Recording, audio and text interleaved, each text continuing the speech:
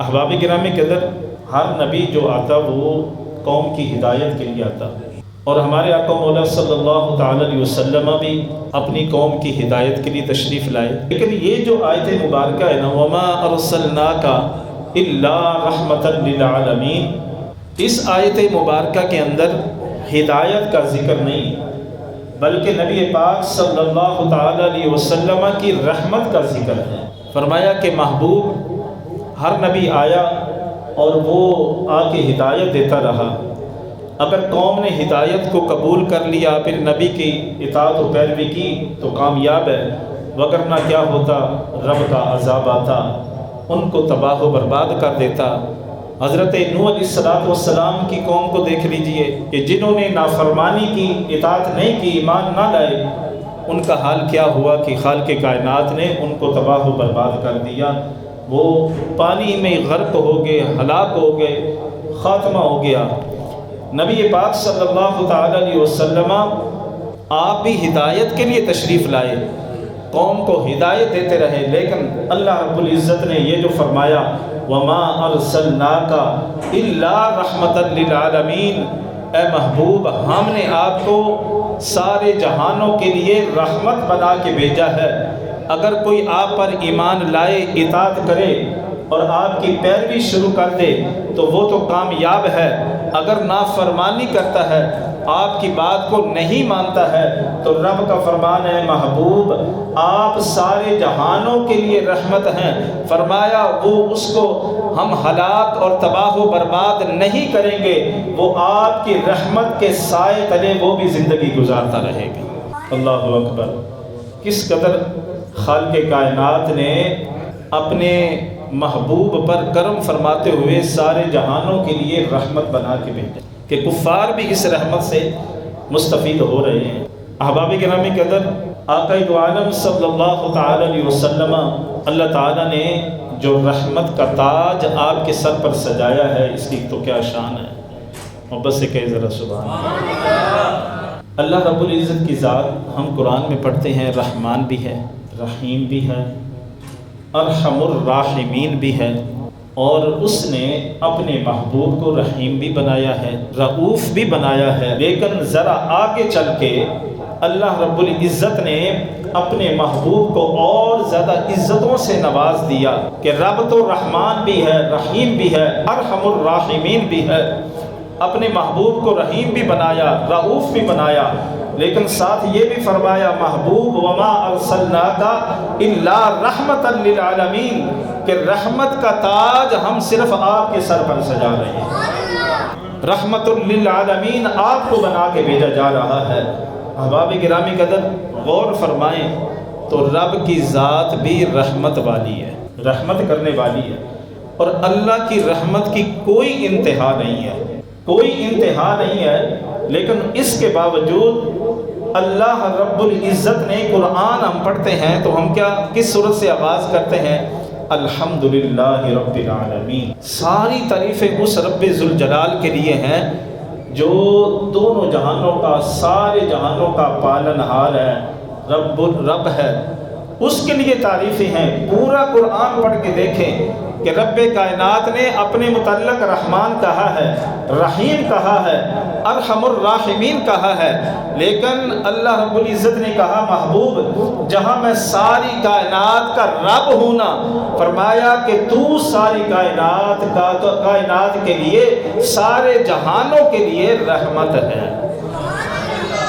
گویا کریم آقا علیہ السلام کو اللہ رب العزت نے عین رحمت بنا کے بھیجا ہے۔ اب ذرا توجہ کریے گا کہ اللہ کی ذات رحمت کرنے والی ہے اور اس کی رحمت کی کوئی انتہا نہیں ہے، لیکن جو رحمت کرنے والی ذات، اب اس کا تقاضا تو کبھی یہ ہوگا کہ کبھی تو وہ رحمت کے تقاضے ہوں گے، بندوں پر رحم کر رہا ہوگا، اور کبھی جو ہے وہ غضب بھی فرمائے گا، کبھی انتقام بھی لے گا۔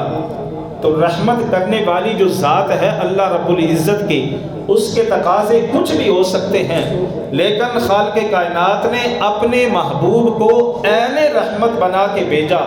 اس کا مطلب مفسرین کرام نے ہمیں یہ سمجھایا کہ حضور عین رحمت کا مطلب کیا ہے کہ محبوب جتنی بھی تکلیفیں آ جائیں، جو کچھ بھی ہو جائے، ہم نے آپ کو ساری کائنات کے لیے رحمت بنا کے بھیجا ہے۔ محبوب تم نے اس رحمت کا تقاضا یہ ہے کہ کبھی بھی کسی کے لیے کسی کو تکلیف بھی نہیں پہنچانی، کسی کے ہلاکت کے لیے دعا بھی نہیں کرنی۔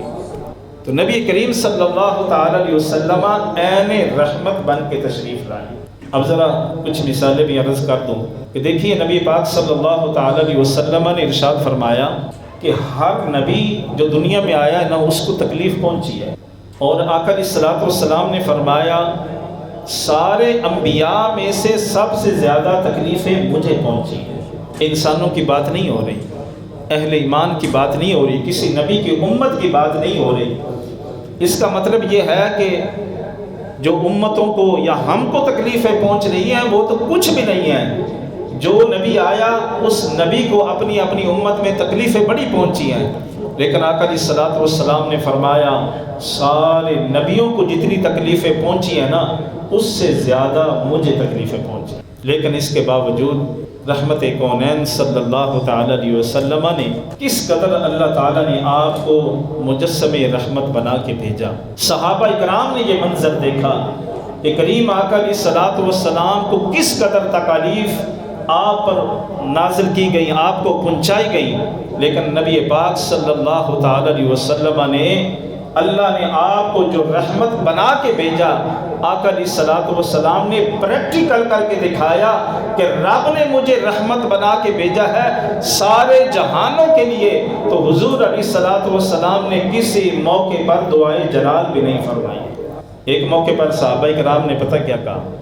حضور رحمت کونین صلی اللہ تعالی علیہ وسلم کی بارگاہ میں حضرات صحابہ کرام رضوان اللہ علیہم اجمعین عرض کرتے ہیں یا رسول اللہ، اے کملیے والے آقا، آپ کا چہرہ والضحیٰ خون آلود ہو گیا، آپ کے دندان مبارک کے جو کنارے ہیں وہ بھی ٹوٹ گئے۔ یا رسول اللہ کملی والے آقا، آپ پر تلواروں کے وار بھی کیے گئے۔ یا رسول اللہ کملی والے آقا، آپ کو تکالیف اس قدر دی گئی کہ یہ تکالیف اگر پہاڑوں پر نازل کی جاتی تو وہ بھی ریزہ ریزہ ہو جاتے۔ حضرات صحابہ کرام رضوان اللہ علیہم اجمعین سرکار کی بارگاہ میں عرض کرتے ہیں یا رسول اللہ کملی والے آقا، ان کے لیے دعائیں جلال کریں کہ یہ تباہ ہو برباد ہو جائیں۔ جب صحابہ کرام جو ہے وہ بڑے پریشان ہوئے، ان کو بڑی تکلیفیں ہوئیں، ان کو بڑا دکھ ہوا، حضور کی بارگاہ میں عرض کرتے ہیں تو کریم آقا علیہ الصلوۃ والسلام کو کے ہاتھ تو وہ ہاتھ ہے جب اللہ کی بارگاہ میں اٹھ جائیں، رب کے حضور آپ دعائیں کریں تو ہو نہیں سکتا محبوب کے لبوں سے جو نکلا ہو وہ واپس آ جائے۔ حضور جو بھی دعا فرماتے رب کائنات اس کو قبول فرماتا۔ اس موقع پر حضرات صحابہ کرام نے عرض کی یا رسول اللہ، اتنی تکلیفیں ان لوگوں نے پہنچائی ہیں، آپ دعا فرمائیں۔ تو کریم آقا علیہ الصلوۃ والسلام نے اپنے ید اللہ والے ہاتھ کھڑے کیے اور اللہ کی بارگاہ میں دعا کے لیے ہاتھ جب پھیلائے تو حضرات صحابہ کرام یوں محسوس کر رہے تھے کہ شاید آقا علیہ الصلوۃ والسلام دعائے جلال فرمائیں گے، لیکن نبی پاک صلی اللہ تعالی علیہ وسلم نے دعا مانگی تو کیا مانگی؟ میں قربان جاؤں حضور علیہ الصلوۃ والسلام کی ذات اقدس پر اللہ کی بارگاہ میں عرض کرتے ہیں اللہم اغفر قومی فإنہم لا يعلمون۔ آقا علیہ الصلوۃ والسلام نے رب کائنات کی بارگاہ میں دعا مانگی تو کیا مانگی؟ عرض کرتے ہیں اللہ میری قوم کو ہدایت عطا فرما دے، یہ مجھے پہچان نہیں سکے، اگر یہ مجھے پہچانتے ہوتے تو میرے نام پر بھی اپنی جانیں قربان کرتے۔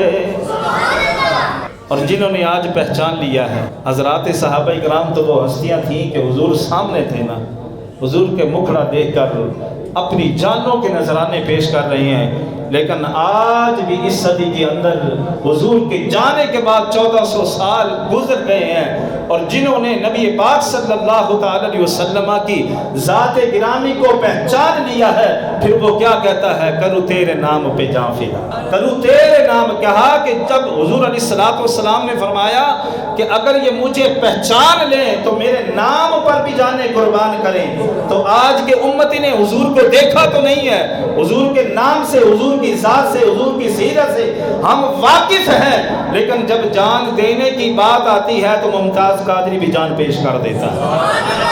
اور پھر اسی لیے اعلیٰ حضرت نے کہا، آپ نے کہا کرو تیرے نام پہ جاں فدا، نہ بس ایک جاں دو جہاں فدا، آقا دو جہاں سے بھی نہیں جی بھرا، کرو کیا کروڑوں جہاں۔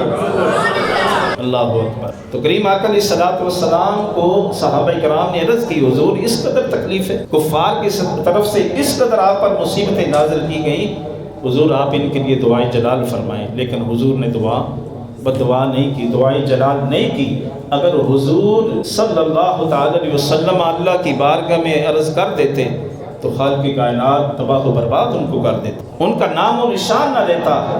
لیکن اللہ رب العزت نے اپنے محبوب کو رحمت للعالمین بنا کے بھیجا۔